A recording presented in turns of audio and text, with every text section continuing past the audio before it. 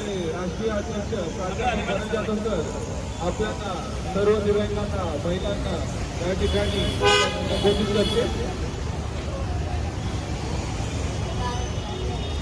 सर्व दिव्यांग मंडळ फेडरेशन, सर्व मित्र पक्ष किंवा मित्र संघटना, संस्था, समाजसेवक, त्याचप्रमाणे या ठिकाणी आलेले सगळे वयोवृद्ध ज्येष्ठ नागरिक समाजसेवक, त्याचप्रमाणे सर्व महिला वर्ग, दिव्यांग आणि सर्वांचा आज आपला या ठिकाणी विजय झालेला आहे। आणि विजयी झाल्याचं कारण असं आहे की तुम्ही सगळ्यांची जी साथ आहे, ही साथीमुळे आज दिव्यांग मंडळ फेडरेशनचं यश आहे। आणि फक्त कोणी आपण मान्य करून घेतलेलं नाही, तर आपण त्याला ज्या मान्य आहे दिव्यांग मंडळ फेडरेशनच्या नावाने TR काढून आज आपण तुमच्या ज्या मागण्या आहेत, अनुदानाच्या असतील, नोकरीच्या असतील, त्याचप्रमाणे दिव्यांग भवन आपलं 30 तारखेला सर्व येऊ शकत नाही कारण कमिटीवर मी आहे, त्यामुळे 30 तारखेच्या कमिटीमध्ये दिव्यांग भवन मध्यवर्ती ठिकाणी 5-6 माळ्याचं आणि मोठ्या लेवलचं आपल्याला दिव्यांग भवन मंजूर झालेलं आहे। त्याचं आपण पहिल्यांदा स्वागत महानगरपालिकेचे आयुक्त गौरवराव साहेब, त्याचप्रमाणे अतिरिक्त आयुक्त आपले रोडे साहेब आणि अण्णा मॅडम उपायुक्त समाज विकास यांचा आपण आभार व्यक्त करूयात की आपल्याला आपण दिव्यांग मंडळ फेडरेशननी जी मागणी केली होती दिव्यांग भवनाची ती मंजूर झालेली आहे। 10 कोटीचं दिव्यांग भवन बांधलं जाणार आहे। त्याचप्रमाणे आपल्या ज्या मागण्या अनुदानाच्या त्या पण आपल्याला मागण्या मान्य झालेल्या आहे आणि त्याचा GR माझ्याकडे आहे। मी फक्त काय गपवतो आज कारण दिव्यांग फेडरेशनच्या वतीने आपण GR घेतलेला आहे आणि त्या GRच्या माध्यमातून जे काही तुमचं अनुदान आहे त्याच्यावरती ताबडतोब कारवाई करून फॉर्म काढून तुमचे अकाउंटला पैसे पाठवण्यासाठी आपण त्यांना सांगितलेलं आहे।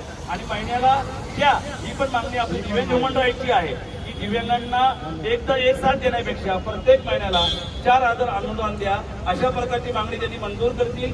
30 तारखेच्या मीटिंगमध्ये आपण मंजूर करूनच घेणार आणि त्यामुळे तुम्हाला प्रत्येक महिन्याला तुम्हाला उपस्थित भरून देणार नाही। फक्त तुमचं सगळ्यांचं काम काय माहिती का, माणसं जोडा, माणसांचं रक्षण करा, सगळ्यांना मदत करा। अन्याय होतो त्या ठिकाणी दिव्यांग मंडळ फेडरेशन तुमच्या पाठी असेल आणि संविधान कायद्याप्रमाणे या प्रकारे देशामध्ये, महाराष्ट्रामध्ये आणि ठाण्यामध्ये आपण क्रांती करणारच आहोत। त्याचप्रमाणे तुम्हाला सांगतो की आपण ज्या काही विविध योजना आहेत त्यामध्ये आपण जर बघितलं तर तुमचे घरकुल योजना असतील, गाड्या असतील, स्टॉल असतील, या सगळ्याच गोष्टी तुम्हाला लवकरात लवकर उपलब्ध करून देण्यासाठी दिव्यांग मंडळ फेडरेशन कायदेशीर पत्रावर आपण मान्य करून घेतलेलं आहे। परंतु त्यासाठी लवकरात लवकर आपण मोठ्या प्रमाणात लढा उभा करणार आहोत आणि ते मंजूर होईल ही मी गॅरंटी तुम्हाला देतो।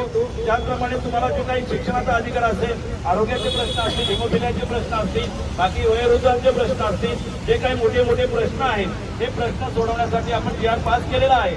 पण त्याचा पाठपुरावा करू, फक्त पास करणं, कागदामध्ये पाठ करणं म्हणजे काय आपण शिकलो नाही, कागद दिला GR दिला म्हणून झाला नाही, तर तो GR मंजूर करण्यासाठी आपल्याला सातत्याने आंदोलन करावं लागेल हे लक्षात ठेवा। नाही तर तुम्ही म्हणा सरांनी GR दाखवला सगळं झालं, कारण नुसतं कागदावर असून चालणार नाही, राज्यघटनेत सगळं आहे पण दिलं जातं का तुम्हाला काही नाही, तुमच्यावर अन्याय केला जातो। ती राज्यघटना राबवण्याचं काम, GR राबवण्याचं काम आपल्या दिव्यांग ह्युमन राईट फेडरेशन आणि सर्व मित्र पक्ष, मित्र संघटना, फेडरेशन म्हणजे काय, महासंघ, सगळ्यांना बरोबर घेऊन आपण काम करतोय। मी म्हणजे मोठा नाही, तुम्ही सर्व मोठे आहात, तुम्ही सर्व मान्यवर आहात, म्हणून तुम्ही सर्वांनी मोठ्या प्रमाणावरती क्रांतीमध्ये उतरायचं आहे आणि या क्रांतीचं यश हे तुमचं सगळ्यांचं आहे। आपलं स्वागत करण्यासाठी पावसाळी आलेला आहे आणि पावसाने पण आपलं स्वागत करतोय, म्हणून आपण जिंकलोय आणि जिंकलो हे कायदेशीर जिंकलोय, फक्त तोंडाने नाही तर पेपरवर्क आपल्याकडे आलेला आहे। त्यामुळे सर्वांचा विजय आहे, फक्त तुम्हाला तो दाखवायचा होता। 30 तारखेला मीटिंग आहे,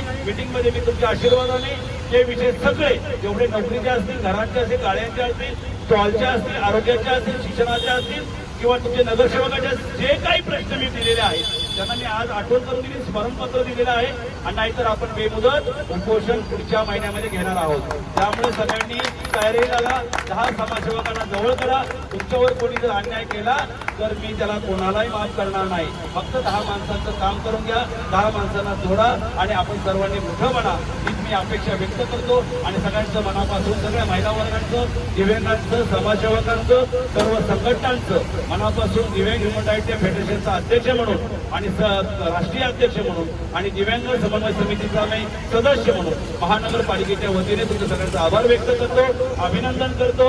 धन्यवाद। अशी साथ असावी, शब्द थांबवतो।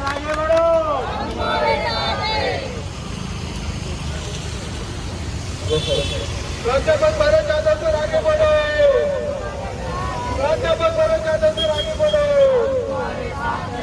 प्राध्यापक भरत जाधव सर आगे बढ़ो। दिव्यांग ह्यूमन राइट्स फेडरेशन का, दिव्यांग ह्यूमन राइट्स फेडरेशन का या ठिकाणी सर्व दिव्यांग बांधव, महिला भगिनी आणि वरिष्ठ नागरिक या ठिकाणी आलात, त्यांचं मनापासून आभार आणि आपलं विजय झालेलं आहे। त्याचप्रमाणे आपले प्राध्यापक भरत जाधव सर हे आपल्यासाठी खूप मेहनत घेत आहे।